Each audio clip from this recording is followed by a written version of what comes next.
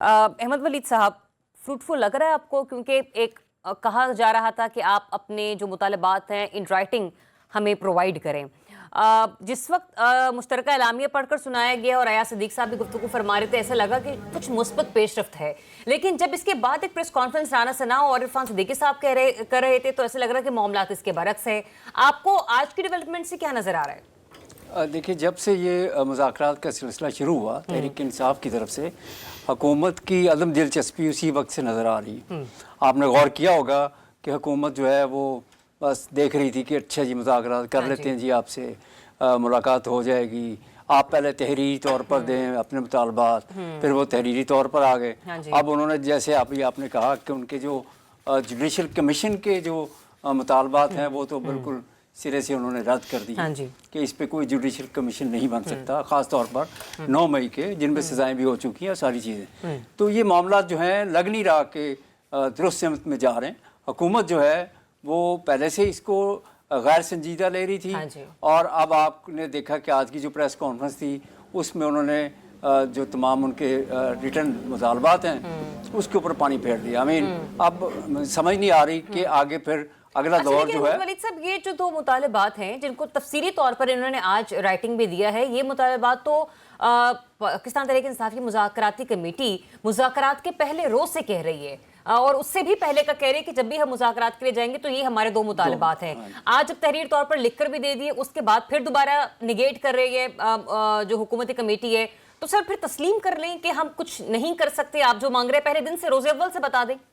बिल्कुल, उनको वाज़ेह तौर पर बता देना चाहिए था कि जो आपके ये मुतालबात हैं कि असीरान बानी PTI समेत तमाम की रिहाई, और उसके बाद ये 2 मामलात के ऊपर जुडिशल कमीशन, तो इस पे हम कुछ नहीं कर सकते। अगर कोई मजीद बात कर रही है तो आप बताएं, हम उसके ऊपर बातचीत कर लेते हैं। लेकिन ये जो आपके मुतालबात हैं इनके ऊपर हमारे बस में नहीं है, या हम कर नहीं सकेंगे, क्योंकि ये मामला जैसे आज उन्होंने एक्सप्लेन किया कि अदालतें जो है सजाएं दे चुकी हैं, सारे मामला क्लियर हो चुके हैं, तो हम इसमें क्या हेल्प करें?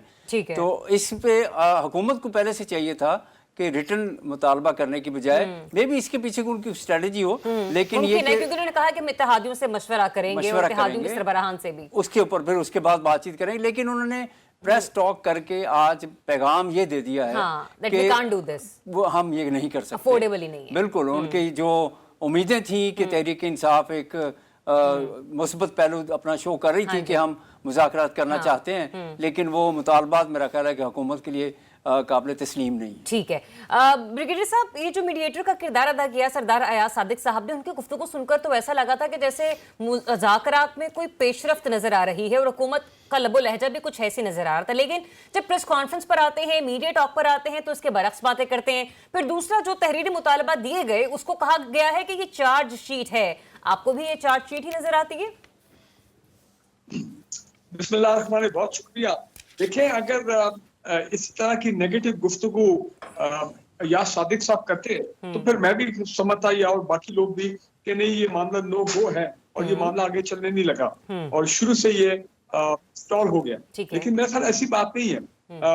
नेशनल असेंबली के स्पीकर या सादिक साहब एक जिम्मेदार शख्सियत है, और PTI ने उनके अपना ट्रस्ट भी रिपोज किया है। उनका अभी तक तो न्यूट्रल उनका स्टैंड सामने आ रहा है। और देखिए, मैंने वो चार्टर ऑफ डिमांड्स पढ़े हैं। आप उनको चार्जशीट कहें, ये चार्टर ऑफ डिमांड कहें, आप call it charter of demand. Letter के शुरू भी वो है भी उसी के, टाइटल भी यही है उसका। तो देखिए, उसमें सियासत में गिव एंड टेक होती है। ये बात सही है कि 9 मई के मामला जो है वो आगे चल गए, अपना कोर्ट्स तक चले गए, कुछ सजाएं होगी मिलिट्री कोर्ट में, बाकी यहाँ पे चल रहे हैं, ATC पे चल रहे हैं। तो उस पे अगर इस वक्त कमीशन बनता है तो एक और कैफियत क्रिएट हो जाएगी। लेकिन 26 में जो है 26 दिसंबर 26 नवंबर 24 से 27 उन्होंने कहा है, उस पे तो बन सकता है, बिल्कुल बन सकता है। उसमें तो कोई अभी सर मेरा तो मानना ये है कि बन तो 9 मई पर भी सकता है।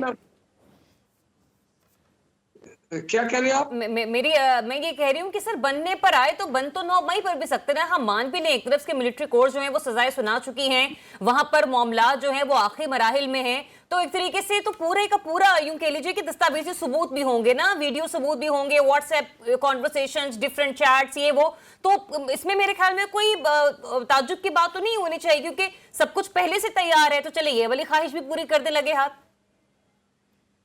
देखिए, आईडी स्पीकिंग, यस, वो भी होना चाहिए, लेकिन फिर मैं बात ये कि अगर गवर्नमेंट को उसमें मुश्किलात पेश आ गई है, कोई मसलत है, कोई कंपल्शन है, तो देखें वही बात है कि अगर एक कमीशन नहीं बन सकता तो चले फिर दूसरा कमीशन बना दें, ताकि कम से कम पीटीआई को भी थोड़ी सी तसल्ली हो, क्योंकि इस वक्त हॉटेस्ट केस है वो 26 नवंबर है, चाहे पाकिस्तान के अंदर है चाहे पाकिस्तान के बाहर, जिस तरह पीटीआई वाले लोगों ने एक बहुत बड़ा इसकी वजह से इशू क्रिएट हो गया।